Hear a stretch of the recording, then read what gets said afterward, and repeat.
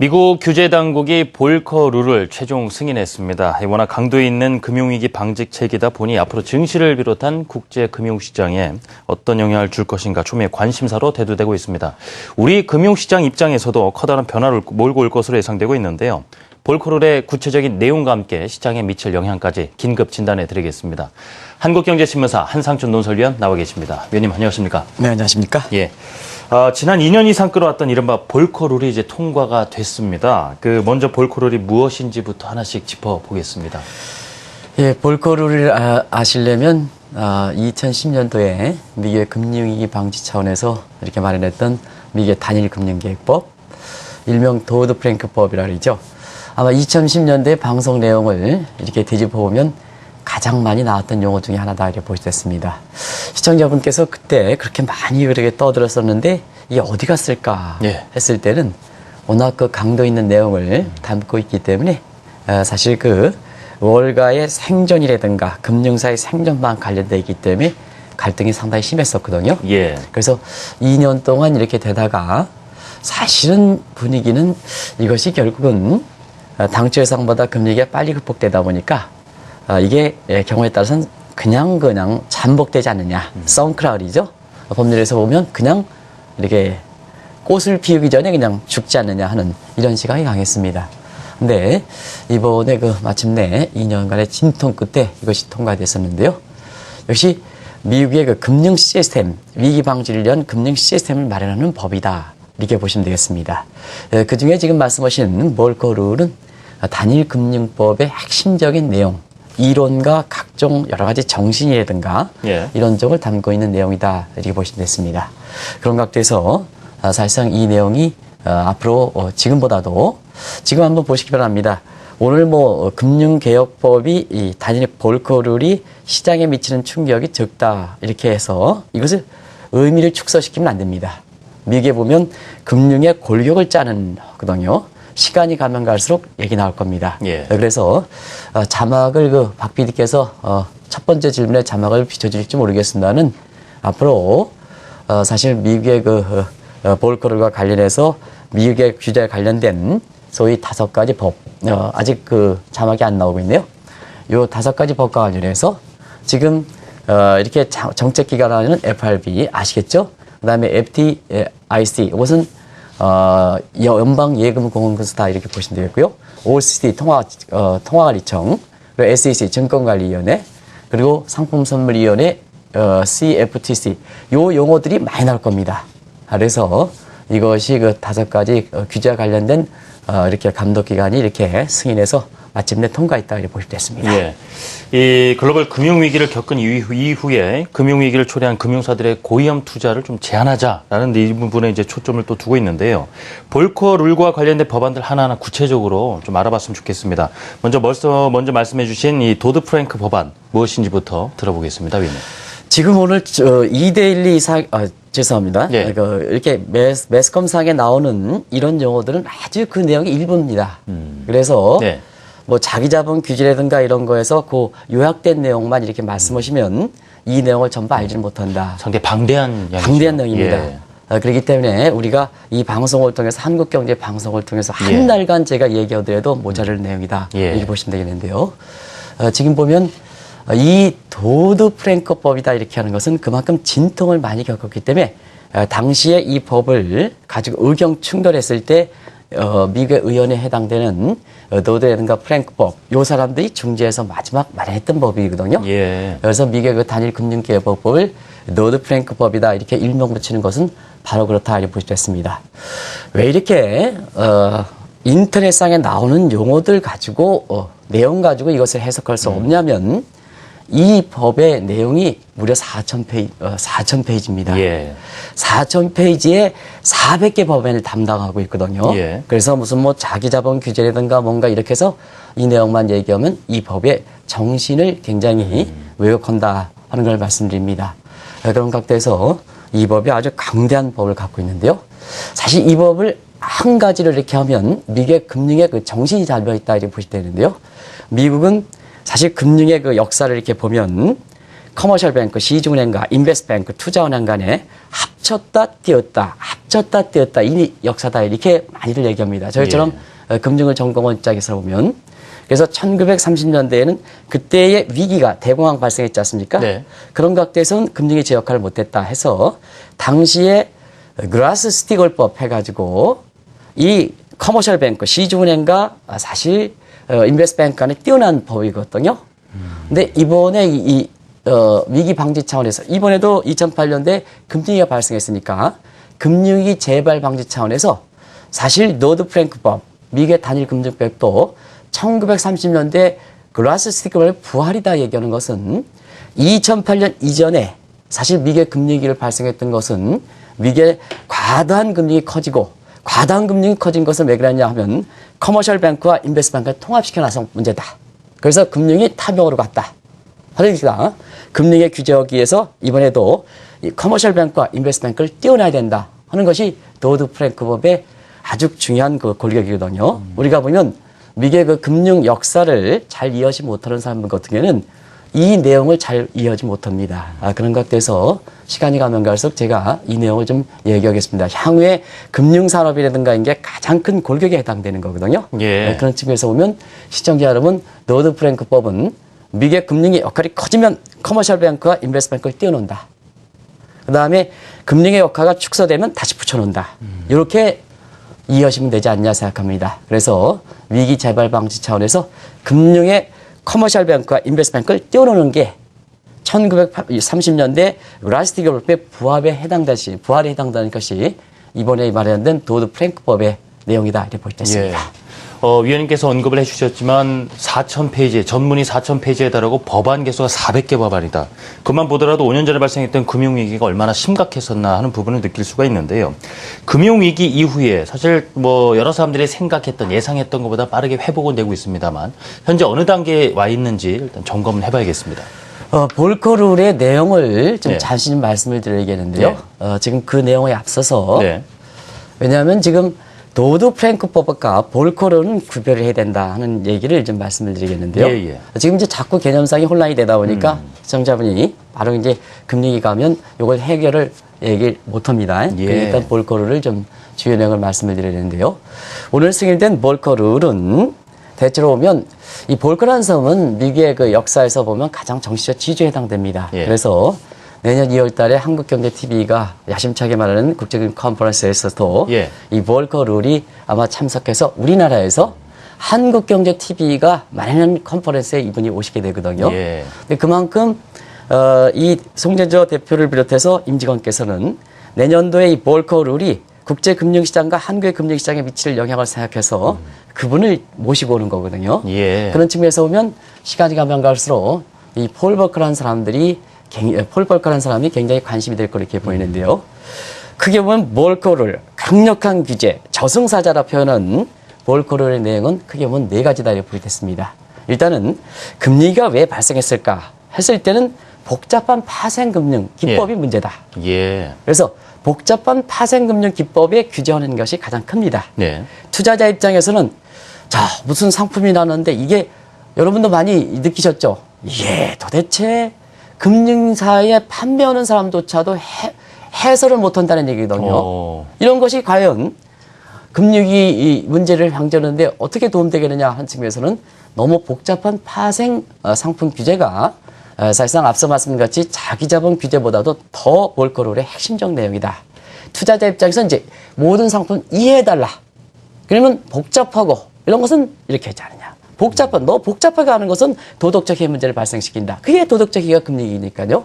그 다음에 또 한 가지는 금융위기가 발생했던 큰 요인이 자 투자 원금, 증거금 대비해서 예를 들어서 롱텀 캐피탈 같은 경우에는 100배까지 올렸습니다. 그러면 1달러 딱 들어왔을 때 100배까지 레버리를 일으켰다는 거거든요.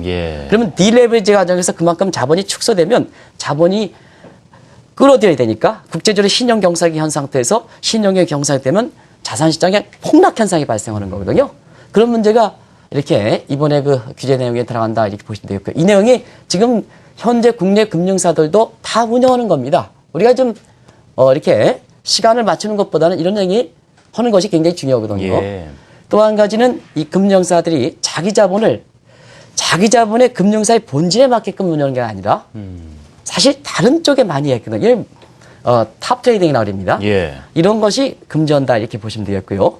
또 한 가지는 임원이라든가 이런데 과도한 도덕적인 해이라고 볼 수는 없겠습니다는 너무 투자자 입장에서는 너무 봉급 많이 가져가지 않느냐, 임금 많이 가져가느냐. 예, 그렇죠. 경우에 따라서는 이것이 자기의 능력 대비해서 너무 많이 가져가면 금융의 입장에서 보면 보상 체계에 도덕적인 문제가 가거든요. 이렇게 이렇게 네 가지 문제에서 상당 부분 규제에 들어간다. 이게 국내 금융사에서도 아주 핵심적 내용이기 때문에 예. 이 내용이 이렇게 중요하다 이렇게 보시면 되겠습니다. 예. 이 볼커룰이 담고 있는 워낙 방대한 내용인데 참 요약해서 말씀하시니 그만큼 어렵다는 말씀도 많이 해주셨고요. 주요 내용에 대해서 요약을 해주셨고요. 그 금융 위기 이후에 이제 나온 법안이고요. 그간에 이제 어떤 정도 상태에 와 있고 또 이게 좀 통과되는 데까지 한 2년여가 걸렸단 말입니다. 지금의 그 금융 위기 이후에 지금 이 경제 상태 또 한번 점검을 하고 넘어가면 좋겠습니다. 네, 사실은 이렇게 금융위 재발 방지에서 이렇게 강력한 규제 네. 이걸 말했던 것은 2008년도의 상황을 시청자분들 한번 생각해 보시기 바랍니다. 2008년도 보면 저도 그때 미국에서 활동했을 때인데요. 미국 사람들이 미국에 금융위기가 발생했을까? 발생할 수 있을까? 하는 측면에서는 국제 규범을 만들고 금융위기의 규범을 만들었던 상징국가 미국입니다. 거기서 금융위기가 발생했거든요. 그러다 보니까 이 위기가 발생에 따라서 충격 정도가 상당히 컸습니다. 충격 정도가 크다 보니까 사실 볼커룰과 같은 강력한 규제가 나온 거거든요. 근데 지금은 우리가 한 나라 극복해서 돈의 부족 문제를 해결하는 유동성 위기 문제, 시스템 위기 마련하는 문제, 그 다음에 이게 시스템 위기 마련하면 경제는 작동한다 하는 세 가지 각도에서 유동성 위기, 시스템 위기를 극복하고 실물 경제 위기를 극복하는 세 가지 단계에서 사실 도드 프랭크법은 시스템을 정비하는 금융 시스템 부분에 해당되는 부분입니다. 이게 정비가 되니까 실물 경제가 살아나는 상황이거든요. 그래서 지금의 금융위기 정도 보면 예. 당시에는 한 10년간 지속될 것이다. 시청자 여러분 그때 기억나시죠? 위기에서 있을 수 없는 경제 스케일 규모가 큰 국가에서 위기가 발생하니까 10년은 간다. 이게 루비니 교수의 얘기였었거든요. 근데 이것이 위기 발생 만 5년 만에 어느 정도 8분 형성까지 와 있다는 평가거든요. 자, 그러면 볼커룰, 도드 프랭크법이 당시로 생각하면 어느 정도 맞은 법이었는데 지금 위기 극복 정도가 상당히 이렇게 많이 이렇게 된 상태에서 보니까 예. 이게 경우에 따라서는 미국의 금융산업이라든가 이런데 너무 과도하게 규제해야 되는 게 아니냐 하는 이런 쪽에서 최근에 볼커룰이 승인되자마자 이게 너무 늦었지 않았느냐. 위기 정도로 보면 너무 늦었지 않았냐 하는 이런 평가들이 나오고 있다 이렇게 보실 수 있습니다. 그렇군요. 결국에 이 볼커룰이 이제 시행이 되면서 효과가 얼마만큼 있을 것인가에 분명 또 관심을 가져봐야 될 텐데요. 법안이 통과된 직후에 월가의 반응은 어떻게 나타나고 있습니까? 일단은 이 너무 늦었다는 그 평가가 있는 예. 상태에서 이 너무 늦었다는 평가는요. 이 시장에 미치는 영향 정도가 오늘 적다고 해서 경미하게 해석하면 안 됩니다. 너무 늦었다는 평가는 시간이 가면 갈수록 수정된 내용에 따라서 상당 부분 영향을 달릴 수 있다. 이렇게 이제 보시면 되겠고요. 예. 또 한 가지는 일부에서는 이 400페이지, 4000페이지 정도의 내용들이 과연 이것을 시장에서 활동하는 사람들한테 어떻게 이해를 될 것이냐 하는 측면에서는 일부에서는 너무 4000페이지 많다 보니까 의욕이 없다 보니까 졸작이지 않느냐 이런 평가들이 나오고 있습니다. 또 한 가지는 네. 왜 커머셜 뱅크와 인베스트뱅크를 구별하느냐. 금융사가 너무 대마불사라는 얘기입니다. 소위 미국의 그 금융 역사에서 보면 이 용어가 많이 나오는데요. Too big to fail. 너무 크면 이제 실패하지 않는다. 망하지 않는다. 이런 것이 미국의 금융사들이 세를 부풀어 올렸고 이것이 금융위기를 발생하는 이런 측면인데요.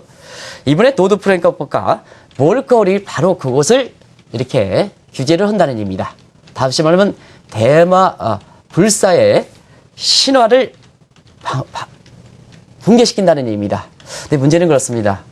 사실상 지금 이런 문제에 대해서 의혹을 갖고 우리나라에서도 많은 규제가 나오고 있습니다는 실질적으로 보면 현상이 그러겠냐. 대마 불사의 신화는 쉽게 붕괴되지 않는다 하는 이런 측면에서 영향을 보는 거고요. 그래서 많은 의문점을 있기 때문에 일단은 월가에서는 앞서 얘기했다시피 예. 다우지수가 한 50포인트 정도 끝나는 선에서 반응은 좀 미비하게 나온 상태다 이렇게 볼 수 있습니다. 예. 일부에서는요, 이 볼커룰이 말이죠. 이 거품 논쟁이 일고 있는 미국 경제에 좀 찬물을 끼얹을 가능성도 있다. 사실 또 은행권에서는 말이죠. 금융산업 위축될 수도 있다. 뭐 이런 볼멘 소리들을 하고 있지 않습니까? 네네. 이런 우려가 나오는 부분도 짚어봐야 되겠는데요, 의원님. 예, 아무래도 이제 그만큼 미국의 증시 상황이 지금 녹록지 않기 때문에 그렇다 이렇게 볼 수 있습니다. 사실 미국의 이렇게 증시 상황 보면 지금 퍼가 한 24배 정도고요. 그다음에 우리가 이렇게 논쟁에서 세 차례 논쟁이 있었죠. 그래서 작년 8월 달에 빌 그로스와 워렌 버핏 간의 논쟁, 예. 시간이 관계상 제가 설명드리지 않겠습니다. 그리고 올해 그 8월 달에 보면 비관 논자 간의 루비냐 파버 간의 논쟁, 그리고 9월 이후부터는 제라미 시겔과 로버트 슈겔 간의 학자 간의 논쟁, 이렇게 해서 논쟁이 있는 상태에서 뭔가 좀 빌미를 제공해주면 주가는 떨어지지 않겠느냐 하는 이런 시각들이 1996년에 스티그마 이펙트, 낙인 효과 때문에 그런 상태가 지금 팽배한 상태거든요. 이 경우에 따라서는 미국의 금융에 큰 영향을 주는 몰커룰로 상징되는 미국의 단일금융법이 이렇게 시행될 경우에는 이게 빌미가 되지 않겠느냐 하는 이런 시각들이 있는 건 사실이다 이렇게 보입됐습니다. 그래서 일단은 미국의 그 승인된 첫날의 미국 증시 모습 보면 그런 우려가 있다 하더라도 지켜보자 하는 이런 쪽의 분위기를 연출한 것이 아닌가 이렇게 보고 있습니다. 네. 또 하나가 일부에서는 볼커룰의 실시가 이 출구 전략 추진을 연기시킬 것이다. 이런 시각도 나오고 있습니다. 왜 이런 얘기가 나오는 것인지요? 예, 이 문제가 이렇게 해서 중요한 겁니다. 예. 이게 단일 미국의 볼커룰로 상징되는 게 아니고 미국의 금융 역사를 보면 볼커가라는 사람 한 사람 등장하는 조차도 굉장히 큰 이슈가 되는 사회이거든요. 미국 사회에서 이렇게 금융사에서 볼커라는 사람이 이렇게 되는데요. 이게 출구 전략과도 연계되어 있습니다. 만약에 볼커룰의 추진에 강력한 해서 미국의 증시에 빌미가 되면 자산 부분의 거품이 해소되다 보니까 자, 출구 전략은 추진은 그만큼 지연되겠죠? 그런 속에는 있다는 얘기입니다. 근데 문제는 볼커룰 자체는 미국의 거품을 올리는 양적 완화 정책에 대해서 기본적으로 싫어하는 정책입니다. 비호 정책이거든요. 그래서 출구 전략과 민감한 그 부분이 있다 이렇게 보시면 되겠는데요. 그러면 정작 미국의 출구 전략을 결정하는 FRB 입장에서는 어떤 입장일까 할 땐 지금의 현 버냉키 장가 자기 제넷 옐렌은 사실 볼커룰과 관계가 그렇게 썩 좋지는 않습니다. 그래서 통화 정책도 당신들의 룰에 따라서 모니터리 룰에 따라서 그 다음에 제넷 옐렌은 옵티멀 컨트롤 룰에 따라서 움직이는 사람들이기 때문에 출구 전략가나 그다음 볼커룰과는 별도로 추진한다 이렇게 보시면 되겠습니다. 그런 각도에서 이 출구 전략과 일부 연계시키는 시각이 있는데요. 사실상 버냉키라든가 자리에는 내 방식대로 간다. 내 방식대로 간다. 당신 얘기 들으면 너무 늦는다. 내 방식대로 간다 하는 이런 시각에서 출구 전략은 사실 볼커룰과 별도로 추진한다 하는 것을 말씀드리고 싶습니다. 볼커룰 이 최종 승인이 됐고 시행은 2015년 7월 21일까지입니다. 아직 뭐 기간은 남아있긴 합니다만 그 담고 있는 내용들이 워낙 정말 개혁을 위한 그 내용들을 담고 있기 때문에 잠시 그 내용을 낼게요.